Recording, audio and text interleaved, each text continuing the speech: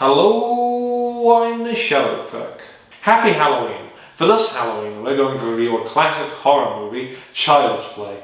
The film opens with the police having a shootout with a criminal, or as I call it, my average Friday night.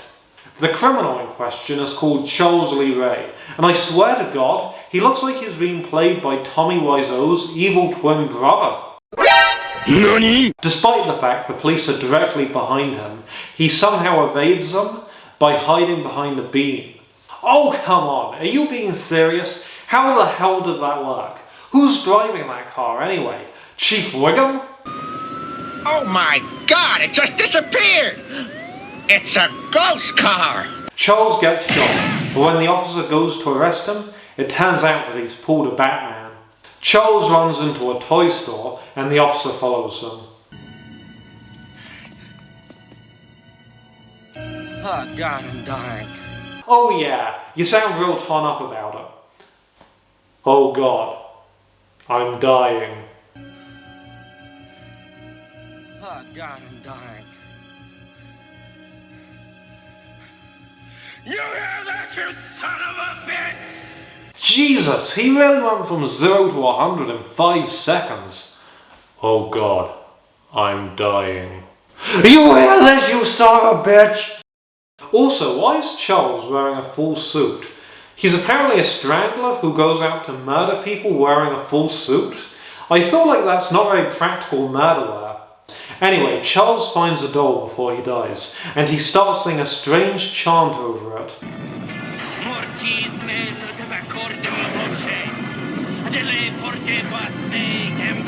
And then magical effects start happening, and the star explodes.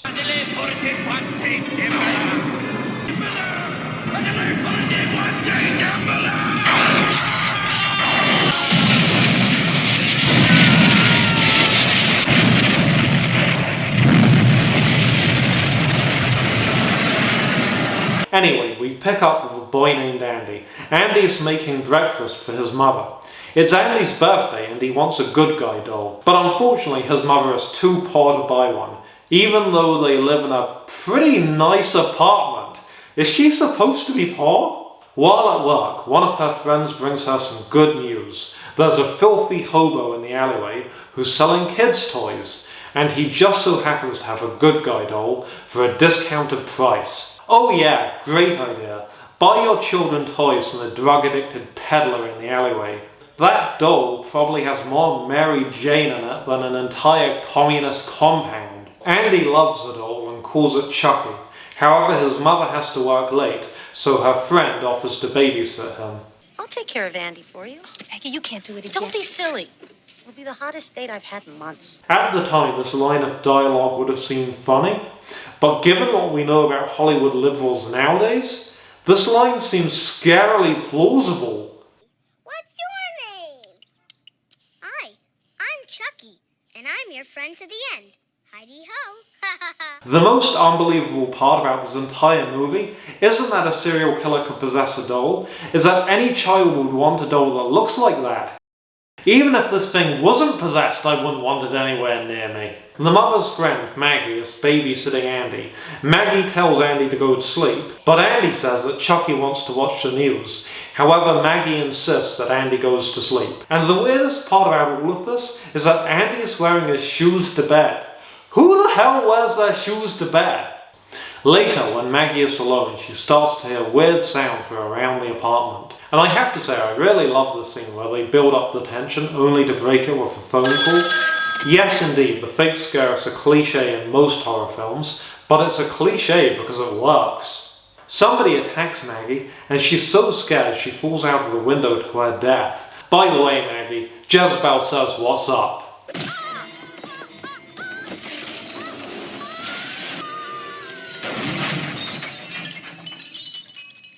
You know, she totally would have survived smashing into that car if she were Batman. Andy's mother returns to find the police all over her apartment. Oh no! They're onto us! Quick! Somebody hide the Mary Jane! The officer from earlier who shot and killed Charles Lee Ray is also at the apartment. This officer is called Detective Norris, and because Andy's sleeping shoes are the same as Chucky's shoes, he suspects that Andy may have been responsible for the crime. I told you, nothing good can come from wearing shoes to bed. If you do that, you're just tempting the gods to punish you. Andy's mother gets offended that Detective Norris would think that Andy is responsible for the crime, so she asks him to leave the apartment. However, Detective Norris is still suspicious, so he asks his fellow officers to run some analysis. The next day, Andy's mother drops him off at school, but Chucky has a field trip planned. I hope you got those permission waivers signed first, Chucky. Chucky makes Andy travel to the house where his old accomplice is hiding. You may remember at the start of the film when Chucky got shot, he had a getaway car, but the driver left him behind to die.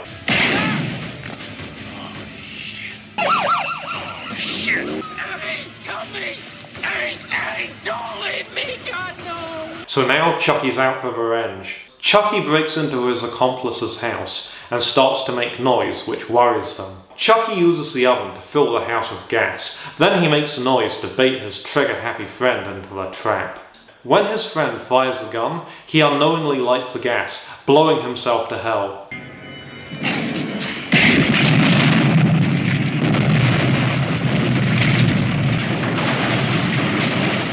The police pick Andy up at the scene of the crime, and given that he's now been present for 2 crimes, they're really beginning to suspect that he's causing them. His mother and the police question him as to what happened, and Andy tries to blame the doll, but nobody believes him. Andy's mother tells him that unless he starts telling the truth, the police are going to take him away from her, so he starts interrogating the doll. You hear that, Chucky? They're taking me away unless you say something. Please, say something. Come on, Chucky, say something. Where are they? Come on, Chucky, say something. Tell me. Where are they? Hi, I'm Chucky, and I'm your friend to the end. Heidi-ho. Ha ha ha. Andy is taken away to be examined, and his mother has to go home alone. When Andy's mother goes to examine the doll's packaging, the batteries fall out. But Chucky has been walking around and talking for days. Andy's mother decides to do some interrogating of her own. Say something, you little bastard. Say something, damn it! Where are they? I said talk to me, damn it! I said talk to me, damn it, or else I'm gonna throw you in the fire! Where are they? Speak, damn you! Speak, you bastard, or I'll throw you into the fire! Oh, sorry, I didn't realise I was still filming. I have something else going on here. I'll continue with the review in a moment. First, please enjoy these messages. Hey guys, it's me, Chucky. I just wanted to ask you to subscribe to the Shadow Critic's channel. If you do, we'll be friends till the end. But if you don't, I'll come into your bedroom after you fall asleep and cut out your heart. Chucky comes to life and attacks Andy's mother. I said talk to me, damn it, or else I'm gonna throw you in the fire! You stupid bitch, you filthy slut! Did you fuck with me?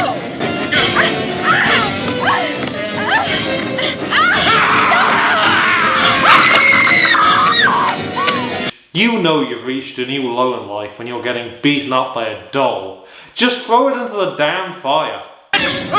Did you fuck with me?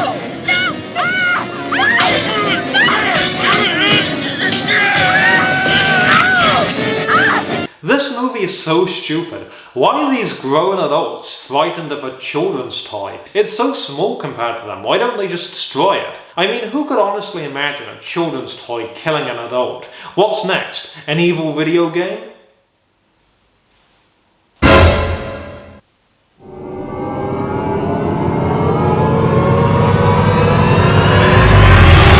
No! That's so stupid. Nothing like that can happen in real life. Could it? Unfortunately, Chucky escapes, and Andy's mother tells Detective Norris what happened, because for some reason she thinks he will believe her when her only evidence is a pack of batteries. The detective obviously doesn't believe her, but when she tracks down the street peddler she brought Chucky from, and the peddler attacks her, Detective Norris steps in to save her. And the two of them learn that the street peddler found the doll in the ruins of the toy store in which Detective Norris shot and killed Charles Lee Ray. Detective Norris still isn't quite ready to buy the explanation of the killer doll, but he is getting suspicious and things are starting to look bad. Andy's mother asks him where Charles Lee Ray lived, and he tells her. However, despite helping, Detective Norris still isn't quite ready to believe that an evil killer doll is behind all of this, so he goes home. But as he's driving home, Chucky attacks him. Good night, asshole. And despite the fact Detective Norris is a full-grown man, he apparently can't overpower a child's doll. Dude, he's made of cotton and plastic. Do you even lift? However, luckily, Detective Norris has watched Harry Potter and the Philosopher's Stone, so he burns Chucky's face with a cigarette lighter.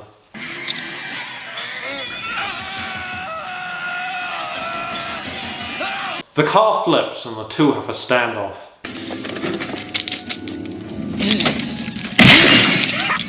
Won't do you any good, Mikey. You can't hurt me. If bullets can't hurt you, then how the hell did the cigarette lighter stop you? The detective shoots Chucky and forces him to retreat. The next day, Andy's mother goes to Charles Lee Ray's house. It's full of erotic photos of women, strange demonic artwork, and magical objects for performing dark satanic rituals. So in other words, it's just like my apartment! Then Detective Norris jump scares Andy's mother. Karen. Because he's an asshole. The two of them figure out that Chucky is going to try and find the man who taught him voodoo, so he can become human again. Unfortunately, Chucky tracks down his old voodoo teacher first. Chucky asks his teacher why he's bleeding from the gunshot wound. His teacher says that he's becoming human, and unless he escapes the doll soon, he'll be trapped in that body forever. Chucky asks his teacher to help him escape his fate, but his teacher says no. However, using magical torture, Chucky forces his teacher to tell him how to become human again. You have to transfer your soul out of the doll into that of the first human being you revealed your true self to. His teacher says that he needs to find the first person he revealed himself to and use a magical chant to put his soul in that person's body, and that person is Andy. So Chucky heads off to find Andy so he can steal his body. I gotta go. I have a date with a 6-year-old boy. So do half the people in Hollywood and California. The other half of them are dating 6-year-old girls. Andy's mother and the detective arrive too late to save the voodoo priest, but he tells them how to defeat Chucky. His heart is almost human. It's the only way through the heart. In the meanwhile, Chucky has tracked Andy down. He's being watched by doctors who think he's criminally insane. Chucky tries to capture Andy, but Andy escapes. As Andy is fleeing, he's stopped by a doctor. However, Chucky attacks the doctor and electrocutes him to death.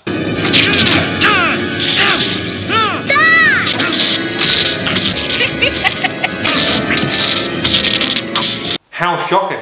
Andy escapes and runs home.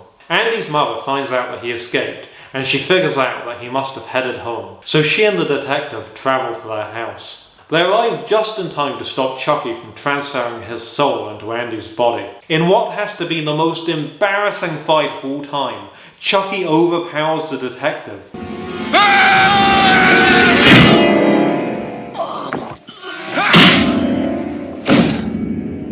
Luckily, Andy's mum is there to save the detective from the fact he's a cuck. She shoots Chucky. After another fight, Andy's mother traps Chucky in the fireplace and tells Andy to burn him. Chucky begs for mercy. Andy, no, please. We're friends to the end, remember? But unfortunately for Chucky, Andy has been practicing his action movie hero one-liners. This is the end, friend.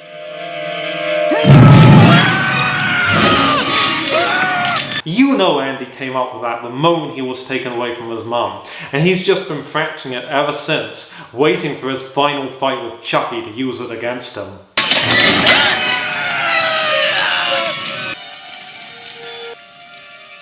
They go to help the detective, but as Andy's fetching the first aid kit, he notices that Chucky's body is missing.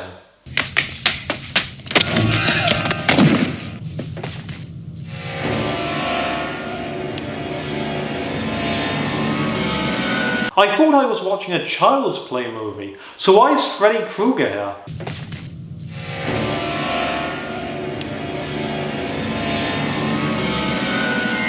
Hello, Andy. Looking a little crispy over there, Mikey. Like some chicken fried, motherfucker.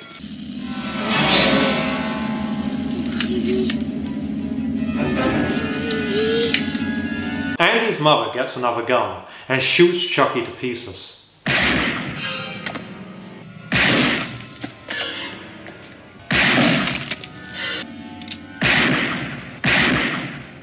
Another member of the police force shows up and they tell him Chucky is evil and not to touch his body. Don't touch it. Do you understand me? Don't you touch one part of it. So what do you think he does? I'll give you 3 guesses.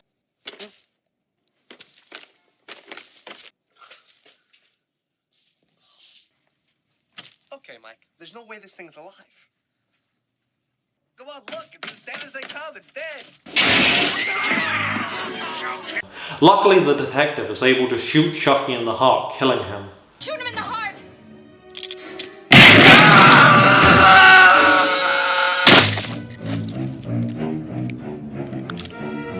And that was Child's Play. This final fight starts out hilarious, with Andy's mother throwing Chucky in the fireplace and Chucky trying to get out. But by the time Chucky is burned, it's turned into a real horror movie. Once Chucky gets burnt, this movie turns from a comedy to a true horror movie. By the end of it, you're on the edge of your seat, hoping that they finally kill this doll. This movie has 3 fake-out endings, and with each one of them, the suspense builds every time, but they're also done in quick succession so it doesn't get boring. Now you may ask, Shadow Critic, why don't you edit the blood out of your videos like other channels do? And the answer is, because editing the blood out is for cucks. So if you like stuff like this, or this, or even this, then subscribe to the Shadow Critic channel for more. Unfortunately, even I don't have the power to show nudity on YouTube. I am pretty powerful, but even I'm not that powerful. I'm not God. But if you want to see blood, then subscribe to this channel. This movie perfectly blends sweet suburban American fantasy with the dark world of crime and satanic magic. The production value is obviously not as high as a modern movie, but this makes it feel more grounded and gives it a sense of realism that is missing from a lot of the bigger budget, special effects filled modern horror movies. This movie is very subtle. You don't even see the doll move until halfway through the film. This all makes it feel very grounded and realistic. This movie also has lovely cinematography. The buildings and sets are beautiful, and everything is covered in snow. There's something about mixing Halloween and Christmas time that just seems to work. This is a great 80s horror film. In the 80s and 90s, you had a lot of horror films that weren't necessarily that scary, but they were extremely entertaining and endlessly rewatchable. Today, horror is a lot scarier, but in my opinion, it doesn't have anywhere near the amount of charm that 80s and 90s horror did. 80s and 90s horror, you could just watch it and have a great time. 80s and 90s horror are a lot like 80s and 90s films. They're just big, crazy, and enjoyable. But modern horror tends to be darker, more cynical, and more psychological. I can just have a nice enjoyable time while watching this movie that I can't have with a modern horror movie. Happy Halloween! I'm the Shadow Critic, and I gotta go fast! Thank God that's all over for another year.